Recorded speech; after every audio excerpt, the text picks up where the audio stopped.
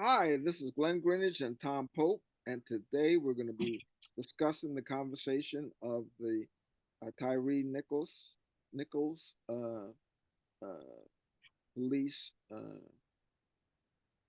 responsible. Five police are responsible for the death of this young man, and with the video being released this past Friday, um, there were a lot of interesting conversations that were being had. And in fact, NYPD actually reached out, at least in my precinct, reached out to some community leaders to let them know that they were in support of nonviolence protests and would have staffing available to, support and accommodate, um, you know, any activity that may arise as a result, any protest that may arise as a result of the video being viewed. Um, Tom, what have you heard any feedback around that? Well, I'm just curious about what does that really mean? Does that mean that we will still have police with batons, tear gas ready in case something happens where a protester appears to become violent? Is that what that means? Well, that's interesting because being prepared can mean many things for many people, and the particular precinct captain that I interacted with was more of a support and planning. I can't speak to any other precincts in terms of what was communicated to them, but clearly the top brass at NYPD said that reach out and let people know, be in touch. And of course, my particular precinct captain is very hands on and made some calls himself to get some community members on the call. The call wasn't very long, and there wasn't a whole lot for us to ask or say because none of us had seen the video at that point in time, but um, knew that it was pretty inflammable and that people would there would be a reaction to it, as has been in the past for other um, situations where the police have. Now, Tyree's family has asked for um, protests without violence and is trying to avoid violence.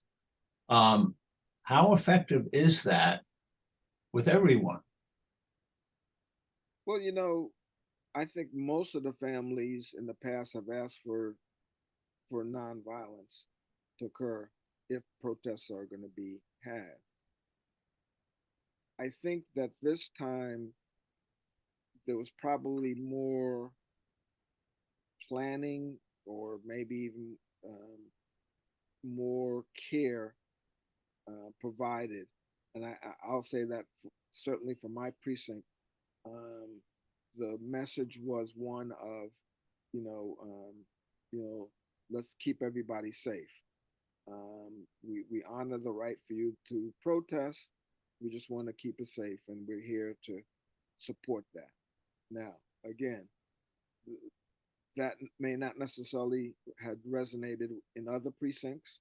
I'm not sure what the message from the top was around this, and certainly in certain cases, probably Manhattan and some of the other hotspots that usually have protests, there may have been the battering rams and the shields and the batons and so on and so forth as part of the prep. That I don't know. However, you brought an interesting point up earlier when we were off camera in terms of it is the explicit reach out. What is the implicit conversation to go along with it, and does that really mean, you know I'm here for you, um, and support of you having it be peaceful, or am I just doing my job and making sure that nothing jumps off, protecting property, so on and so forth. Um, if we have the image of a protest and a line of police trying to stop any possible problem, this is almost like a two armies on a battlefield, and the tension that arises can create problems. Mistakes can be made. So when we say we want to be prepared, I think we're missing a key element of preparedness. Why don't we have a whole team of psychologists, unarmed, in between those two camps? These are trained people to spot where suddenly members of either side could become angry. Well, how can they diffuse it? They're in a better spot as a psychologist to diffuse a problem than the average policeman who is thinking about the baton or maybe fearful for himself or his buddies. Yeah, it's a great point, and I think that one of the things that I know Mayor Adams has brought into play, I still don't think it's enough, and actually Mayor De Blasio actually started it, and that was the conversation of providing more services and more psychological support to the police force, be it individuals riding with them and so on and so forth. Now, I haven't heard any more about the riding with the police squad cars or anything to that effect, but I think what you're pointing to is something in that arena, and I think that um, when when you hear the conversation defund the police, people weren't asking to get rid of the police, but to provide them with more resources. Well, for some people, some people there were, just take away the money for funding to the police.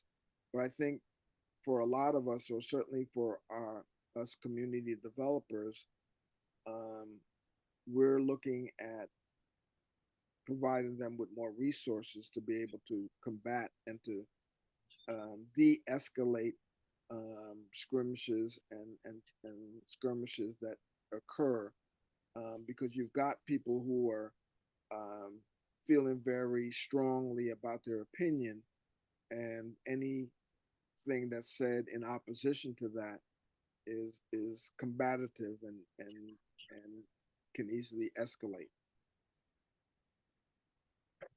Well, what would you say in closing?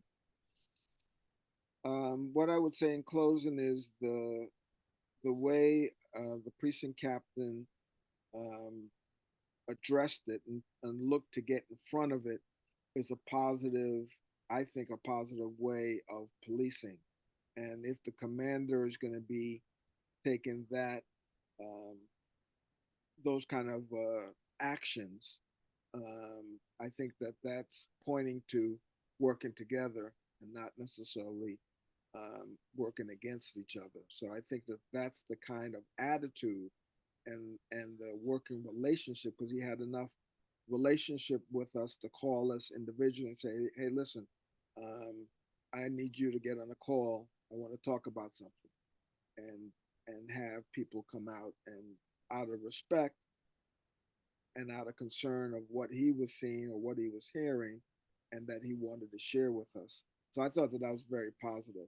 So I would hope that that was the bottom line for all precincts, but of course, I don't know the Um, for that. I'm reminded of a scenario in the story of Mahatma Gandhi, Mm-hmm. where during one of the Muslim Hindi riots, um, a Hindu person was telling Gandhi that he had lost a son, a very young son, because of the riots, and he wanted to kill a Muslim. And Gandhi said, well, the only way to take the anger out of your heart is to adapt a son who is Muslim. Mm-hmm. It is that kind of psychology that is needed to bring or listen to the grievances, and maybe even then change the minds of some of the people who only think of force. Absolutely. You hit the nail on the head, Tom. It really is about bringing something beyond where the person's already thinking from, coming from, and they're opening up to something, a different perspective, a different viewpoint, a different way of looking at the same situation. And sometimes that's enough to have people stop and think about, well, why do I think this way? Or should I be thinking this way? Or is this consistent with my quote unquote morality that I bring to the table? And because yeah, you know, I had a friend of mine who talked about who had sat down with people who were incarcerated for committing assaults and grievous felonies, and must have been about 15 people in the room, and he asked each one of them, and we're talking about murders, domestic violence, stabbings, shootings, the whole nine. And he went around the room, and they said, "Well, between you being calm and escalating to commit the crime that you're in here for, how much time did it take?" And for those 15 people, it was about eight, 8 or 9 minutes. So when you think about it, combination of 15 people, a short period of time to escalate to killing, murdering, raping, all of those nasty things, it was a very short period of time. So if we can stop Well, for a moment, that shortness of time also means if you want to diffuse the situation, you have to know very quickly very quickly, what to say. And who has the ability to do that? Is it someone with a psychological background and skills, or someone with a force background?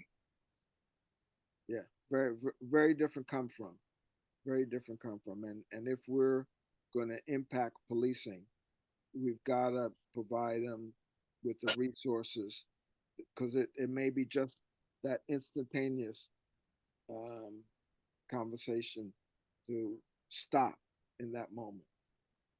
So that's what we have to look forward to, Tom. Well, if you like what you've heard, get in touch with us.